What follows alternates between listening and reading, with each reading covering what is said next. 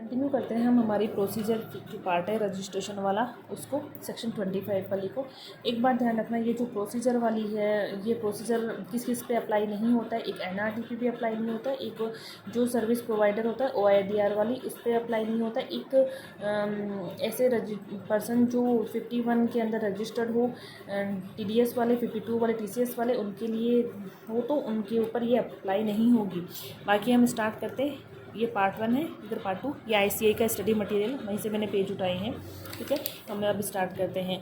जो भी पर्सन होता है जो लाइबल होता है रजिस्ट्रेशन के लिए या फिर वॉलंटरी रजिस्ट्रेशन वो लेना चाहता है तो वो क्या करेगा, अप्लाई करेगा। एप्लीकेंट क्या करेगा, अप्लाई करेगा फॉर रजिस्ट्रेशन के लिए, और वो कॉमन पोर्टल पे जाएगा। कॉमन पोर्टल पे जाके वहाँ पे फॉर्म GST REG 01 होगा, उसका पार्ट ए है। उसमें क्या करेगा, वो डिक्लेयर करेगा अपना PAN, mobile number, email and address, वो उसमें डिक्लेयर करेगा। फॉर्म नंबर याद रखना, part A of the form GST REG 01। अब क्या होता है, PAN, mobile number, email address है वो वैलिडेट होंगे। तो पेन जो है वो वैलिडेट होगा CBDT डेटाबेस से कॉमन पोर्टल पे, ठीक है, ऑनलाइन हो जाएगा। लेकिन mobile number and email address जो है वो वेरीफाइड कैसे होगा, OTP सेंड किया जाएगा हमारे मोबाइल नंबर पे और ईमेल ID पे, वैसे हो जाएगा। ये सब वेरीफाई होने के बाद में क्या, एक TRN जनरेट होगा। TRN मतलब टेम्प्रेरी रेफरेंस नंबर जनरेट होगा, और ये एप्लीकेंट है उसको कम्युनिकेट किया जाएगा। ये ऑनलाइन ही होता है, ठीक है। तो ये मोबाइल नंबर या ईमेल एड्रेस जो हमने रजिस्टर करवाया वहाँ पे वैलिडेट हो गए, उसके ऊपर TRN है वो इशू कर दिया जाता है, हमारे पास आ जाता है एप्लीकेंट के पास में। तो क्या करता है, ये TRN यूज़ करके एप्लीकेंट क्या करेगा, अब पार्ट ए हमने फिल कर दिया, पार्ट बी है ना एप्लीकेशन फॉर्म का, वो उसमें क्या और जो डॉक्यूमेंट्स होंगे ना, स्पेसिफाइड डॉक्यूमेंट कॉमन पोर्टल पे वो सबमिट करेंगे। इसको यूज़ करते हुए ध्यान रखना, ठीक है। और इससे पहले क्या होगा, आधार ऑथेंटिकेशन भी हो जाएगा। और फिर हाँ एक चीज़ और, इसमें मतलब ये पार्ट बी फिल करने के बाद में क्या होता है, एक एक्नॉलेजमेंट है वो प्रिस्क्राइब फॉर्म में वो इश्यू किया जाता है एप्लीकेंट को इलेक्ट्रॉनिकली। लेकिन कैजुअल टैक्सेबल पर्सन के केस में क्या होता है, ये जो एक्नॉलेजमेंट है वो तभी होगा जब वो क्या करता है, मतलब कि एडवांस डिपॉजिट करता है टैक्स का, क्योंकि उन पे उनको ट्रस्ट नहीं होता है गवर्नमेंट को, तो एडवांस डिपॉजिट ऑफ टैक्स वो पहले ही लेते हैं। और किस से लेंगे, वो उसके खुद के इलेक्ट्रॉनिक कैश लेजर से लेंगे, और देन एक्नॉलेजमेंट है इशू किया जाएगा ओनली आफ्टर सेट डिपॉजिट, ठीक है।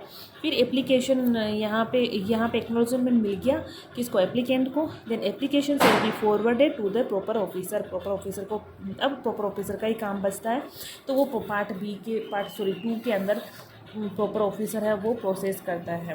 तो प्रॉपर ऑफिसर क्या करता है, ये चेक करेगा जो भी उसने एप्लीकेशन दी है और जो भी स्पेसिफाइड डॉक्यूमेंट्स उसने अपलोड किए हैं एप्लीकेंट ने, अगर उनको वो सही लगता है, if same are found in order, then वो क्या करेंगे, proper officer will grant registration certificate in form GST REG 06 में। REG 06 वहाँ पे REG 01 था एप्लीकेशन फॉर्म में। लेकिन इतना ईजी चीज़ें होती नहीं है, तो क्या करता है, प्रॉपर ऑफिसर को सही नहीं लगता है जो डॉक्यूमेंट्स वगैरह है, एप्लीकेशन सही नहीं लगती, तो क्या करेंगे, प्रॉपर ऑफिसर इशू करेंगे notice electronic with in the 7 working days में फ्रॉम द एप्लीकेशन। जब सबमिट करी ना वहाँ से 7 दिन के अंदर अंदर, या तो वो क्या करो, रजिस्ट्रेशन दे दो, या नहीं देना है तो नोटिस दे दो एप्लीकेंट को कि भाई देखो तुम इन्फॉर्मेशन है हम जो मंगवा रहे हैं वो भेजो, या कुछ चीज़ें हैं वो क्लियर करो, या कोई डॉक्यूमेंट्स हैं वो हम मंगवाते हैं प्रॉपर ऑफिसर, तो उसको हमें भेज दो, 7 दिन के अंदर अंदर ये भेजेगा।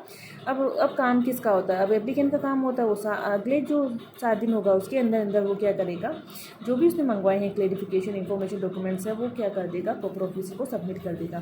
लेकिन इसमें एक और जो टाइम दिया गया है कि जो नोटिस में भी issued not later than 30 days from the application. क्या होता है कि उसका जो एप्लीकेंट है उसका आधार ऑथेंटिकेशन है वो फेल हो जाता है या कुछ पेंडिंग रह जाता है, फिर उस केस में क्या होता है, ये 7 दिन के अंदर करता है ना, वहाँ पे ये 30 दिन के अंदर कर सकता है इशू नोटिस, ठीक है। अब ये यहाँ पे एप्लीकेंट है उसने भेज दिया, वेरिफिकेशन भेज दी, इन्फॉर्मेशन भेज दी, डॉक्यूमेंट सबमिट कर दिए 7 दिन के अंदर। अगर अब प्रॉपर ऑफिसर को सही लगती है वो चीज़ें सेटिस्फाई हो जाता है तो नेक्स्ट 7 डेज़ के अंदर अंदर सर्टिफिकेट है रजिस्ट्रेशन का वो ग्रांट कर देता है। लेकिन अगर उसको सही नहीं लगती है प्रॉपर ऑफिसर को, देन जो प्रॉपर ऑफिसर है may reject the application for reason to be recorded in writing. ओ कोड